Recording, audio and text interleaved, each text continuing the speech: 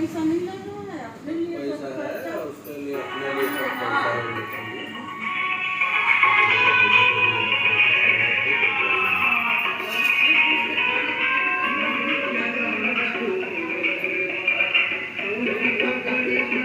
बिल्कुल उसको बिल्कुल खाना पीना बिल्कुल बंद करना बता रहा हूँ। जैसे बोली हाँ खाना बना, खाना खाऊंगी, चल बना बोला एकदम छोड़ के यहाँ आ जाना बंद कर, कोई जरूरत नहीं है रोबोट करने का। हो गया आप बड़ा हो सकती हो, छोटा सा समझ आता ना नहीं खाता।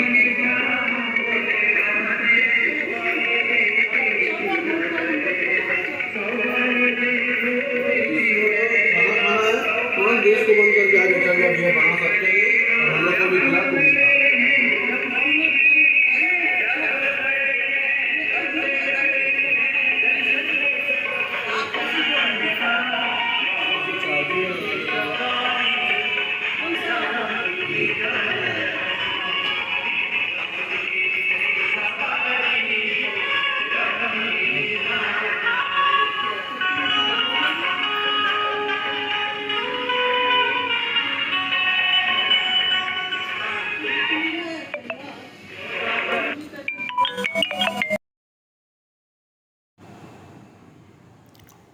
रायपुर में अमलेश्वर में 27 मई से 2 जून तक चलने वाले पंडित प्रदीप मिश्रा का कार्यक्रम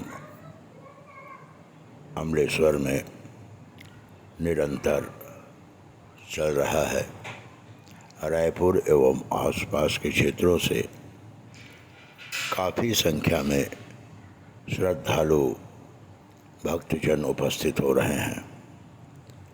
इस भरी गर्मी में भी लोग कथा का आनंद ले रहे हैं और वह अमलेश्वर के उस पंडाल पर अपना उपस्थित दर्ज कर रहे हैं।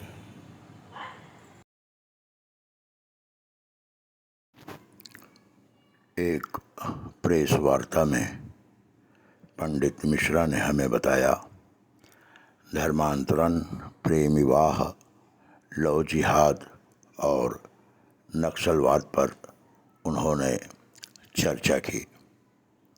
एक धर्म, एक देश और 2 बच्चे अपने लिए पैदा करे।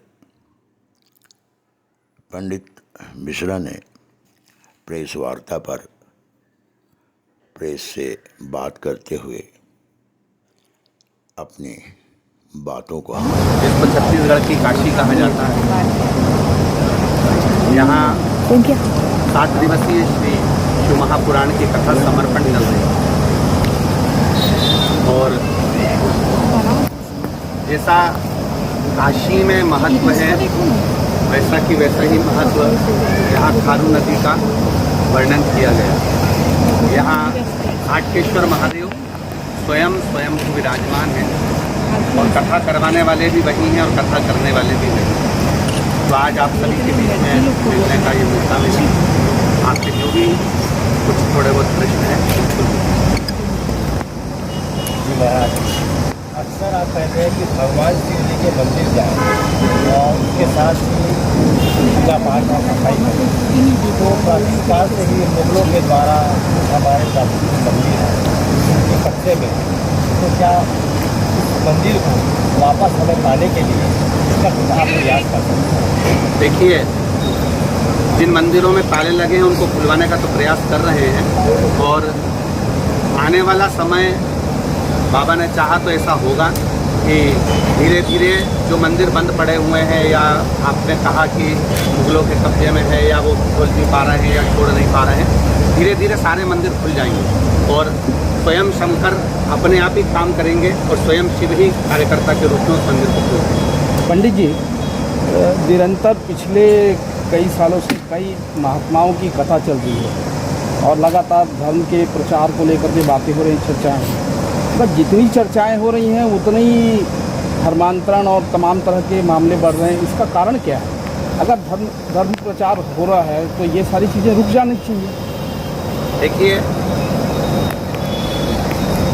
जो भी धार्मिक आयोजन होते हैं वो खुले मंच से होते हैं और खुले मंच से जनमानस को ये प्रेरणा दी जाती है कि धर्मांतरण रुके, किसी ना किसी में अपने अपने धर्म में रहो, अपने धर्म का आनंद लो और उस धर्म के अनुकूल ही अपने कार्य करें। परंतु जो अधर्मी है वो कहीं ना कहीं छोटे जो कहते हैं कि जो नहीं पढ़े लिखे हैं या किसी न किसी रूप में छोटे छोटे ग्रामीण क्षेत्र में लोग उनके हाथ में आ जाते हैं, जिससे सनातन धर्मों को तोड़कर वो अपने धर्म में ले जाते हैं। और उसमें कुछ गलती अपनी भी रहती है, उसमें केवल उनकी ही गलती नहीं है, अपनी गलती है कि हम उनको एकदम पीछे हटा देते हैं। प्रयास ये करा जाए कि जो साधारण जीव हैं, छोटे जीव हैं या जो समझते नहीं हैं, उनको आगे रखना चाहिए। तो आगे रखेंगे तो वो किसी भी धर्म में नहीं जाएंगे और सनातन धर्म नहीं छोड़ेंगे। हमने कहा पहले भी अपनी बातों में कहा है कि लोग कह रहे हैं कि हम वापिस अपने घर लेकर आ रहे हैं, घर वापसी करा रहे हैं। हम तो ये कहते हैं कि वो घर से गए ही क्यों थे, अपने ही कारण गए ना। अपन लोगों ने ही कुछ गलती करी होगी या उनको अग्रण्यता नहीं रखी होगी या उनको आगे नहीं रखा होगा या उनको उपेक्षित कर दिया होगा। तो प्रयास ये करें कि उनको पीछे ना हटाकर उनको आगे लाएंगे तो धर्मांतरण भी धीरे धीरे बंद होगा। पंडित जी, इसी में एक सवाल है। कई मंचों पे हम लोगों ने शंकराचार्य जी को सुना, अलग अलग शंकराचार्य जी को सुना। उन्होंने स्पष्ट तौर पे कहा कि बिना सत्ता के संरक्षण के धर्मांतरण संभव नहीं है। ये भी स्पष्ट है कि धर्मांतरण सारे अवैध है। जिला कलेक्टर के पास कोई वैध डाटा नहीं होता कि इतने लोगों ने धर्मांतरण कर लिया, लेकिन उन क्षेत्रों में गिरजाघर खुल जाते हैं, मस्जिदें खुल जाती हैं। फिर ये कैसे हो रहा है? क्योंकि आप बहुत प्रभावशाली हैं, आपके समक्ष सत्ता से जुड़े लोग भी आते हैं, उनसे कभी ये सवाल नहीं करते, उनको कभी निर्देश नहीं करते कि शुद्ध भाव से आप कम से कम संविधान के हिसाब से ही देश चला लीजिए, अगर हिंदू के हिसाब से ना चला सके तो भी। क्या कहेंगे महाराज जी आप इस पे? सत्य है ये तो।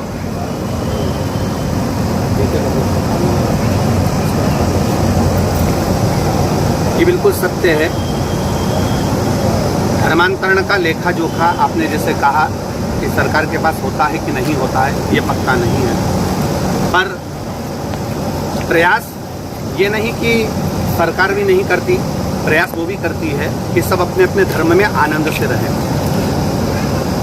मूलतः आपका प्रश्न है, मूलतः प्रश्न ये है कि चूंकि सत्ता के संरक्षण में हमेशा होता रहा, वोट बैंक की राजनीति के चलते सत्ता ने कभी इस पर स्पष्ट रूप से काम नहीं किया।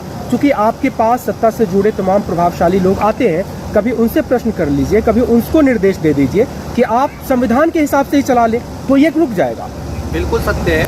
अगर संविधान के हिसाब से भी चलते हैं तो धर्मांतरण रुक सकता है। बिल्कुल सत्य है आपका कहना। और आने वाले समय में अगर कोई राज सत्ताधारी आएंगे तो हम जरूर ये प्रश्न करेंगे और उन तक पहुँचाएंगे। धन्यवाद। पंडित जी, ये आपकी कथाओं का विवरण मैं लगातार तमाम मीडिया में पढ़ता हूँ और उसमें एक हिस्सा ये होता है कि किसी को कैंसर की बीमारी का इलाज मिल गया, किसी को अन्य बीमारी का इलाज मिल गया। तो ये कैसे संभव होता है? क्या ऐसा कुछ चमत्कार है या ये क्या है ये? देखिए, चमत्कार तो हमारे यहाँ शिव महापुराण में वर्णन ही नहीं है चमत्कार का। हमारे यहाँ तो ये है कि विश्वास, क्योंकि तुलसीदास जी ने भी शंकर भगवान को विश्वास शंकर रूपिणों कहा है। अर्थात जब हमारा कोई विश्वास पक्का होता है ना तो पत्थर भी पिघल जाता है। जब हमारा विश्वास पक्का होता है ना तो अपने अंदर वो ऊर्जा अपने आप उत्पन्न होने लगती है कि मेरे को वो रोग है ही नहीं। मैं मतलब भगवान की भक्ति कर रहा हूँ, मतलब मैंने बेलपत्र खाई है या मैंने जल पिया है शंकर का चढ़ा हुआ, तो मुझ में वो रोग नहीं है। आप ये विचार करिएगा कि ये घर के लोग मेरे दुश्मन हैं, तो ये पक्का है कि वो 15 दिन में आपके दुश्मन बन जाएंगे। आपने अगर मन से निकाल दिया कि मेरा संसार में कोई दुश्मन नहीं है, तो आप अलमस्त होकर जिएंगे और सब आपके पक्ष में रहेंगे। तो उसी तरह रोग, बीमारी, इसका हम तो हमारे कथाओं में भी कहते हैं कि डॉक्टर शंकर का एक रूप है। ये हमारी व्यासपीठ से हम हमेशा कहते हैं डॉक्टर के लिए कि डॉक्टर शंकर का एक रूप है। आप पहले दिखाओ, उनकी जांच कराओ, वो जैसा बोलते हैं वैसा वैसा करो, दवाइयाँ लेते रहो और उसके साथ में शिव जी पर भरोसा करो, विश्वास करो और शंकर पर चढ़ी हुई बेलपत्र या जल पीते रहें तो उससे रोग का निवारण होता ही है। हम क्योंकि उसको औषधि के रूप में ले रहे हैं और औषधि के रूप में ले रहे हैं तो वो कहीं ना कहीं आपको अच्छा देगी। एक कभी मसला है